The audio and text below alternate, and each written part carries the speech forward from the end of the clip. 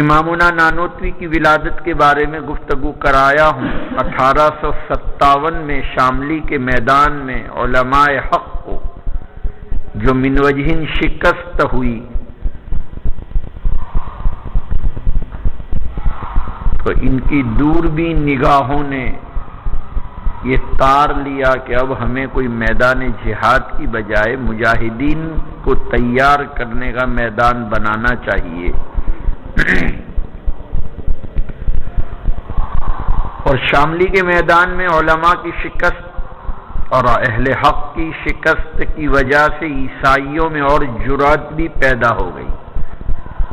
اور انہوں نے اپنی عیسائیت کی تبلیغ اور اشاعت کے لیے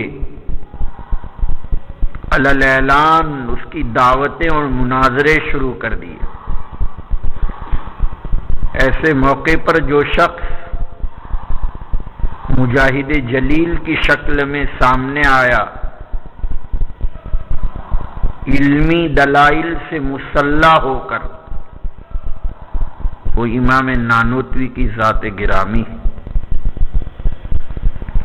1876 میں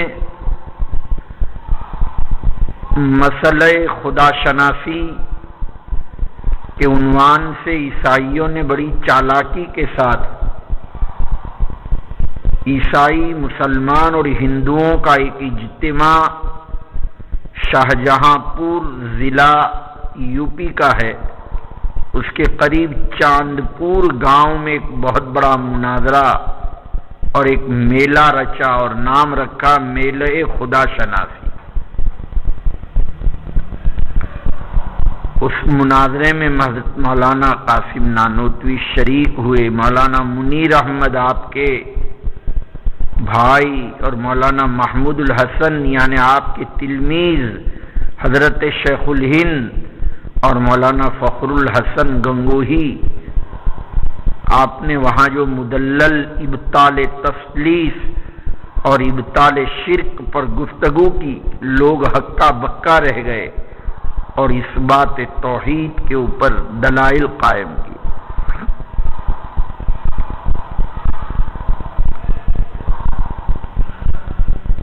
اس زمانے میں عیسائیوں نے باوجود یہ کہ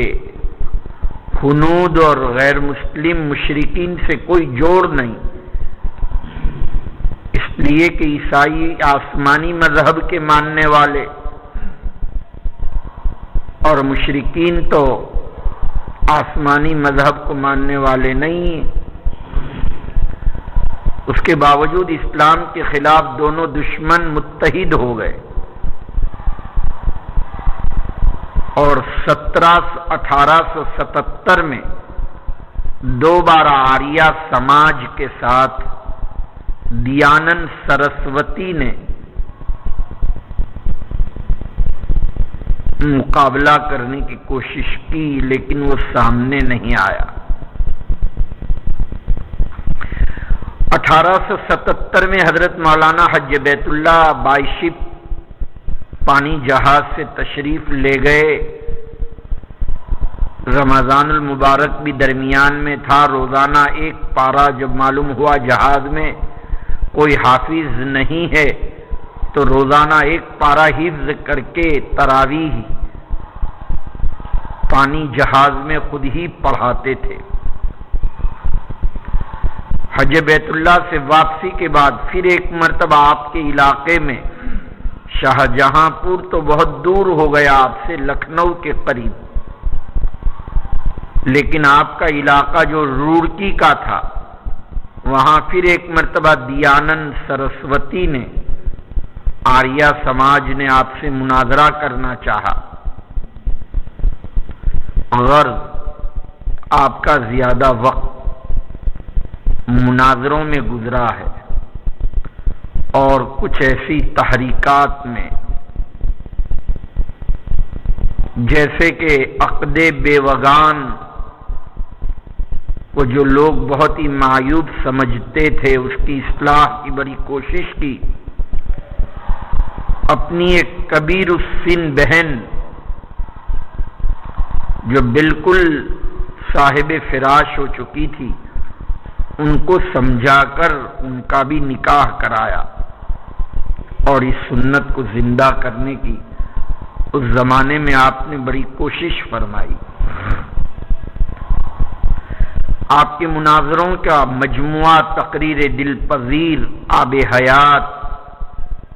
انتصار الاسلام، تصفیت العقائد، قبلہ نما، حجت الاسلام،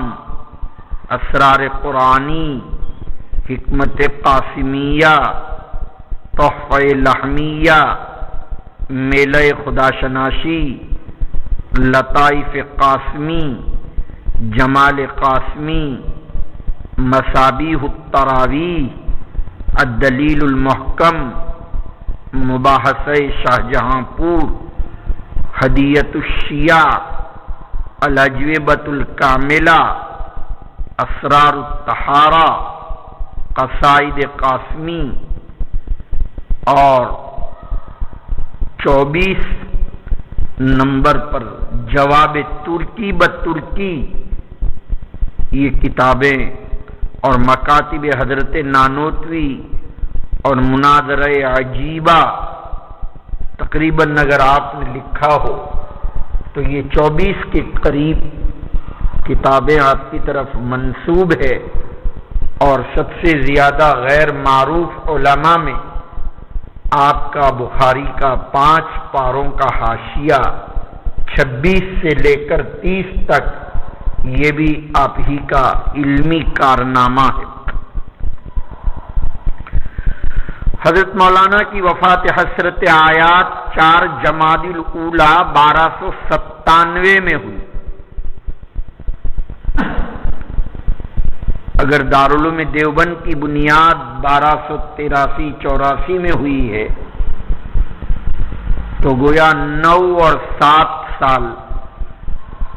دارالعلوم دیوبند کی بنیاد کے 16 سال تک آپ زندہ رہے۔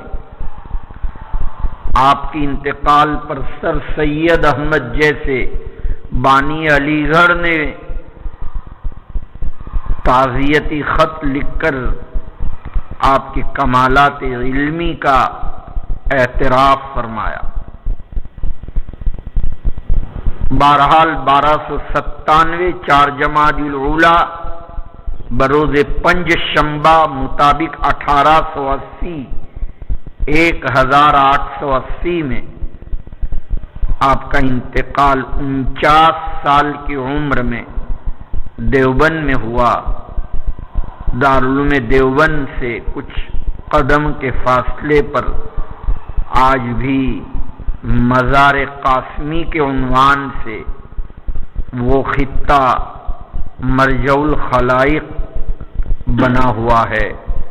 اور وہاں پھر یہ کے بعد دیگر مشائخ بھی وہیں مدفون ہیں دیوبند میں۔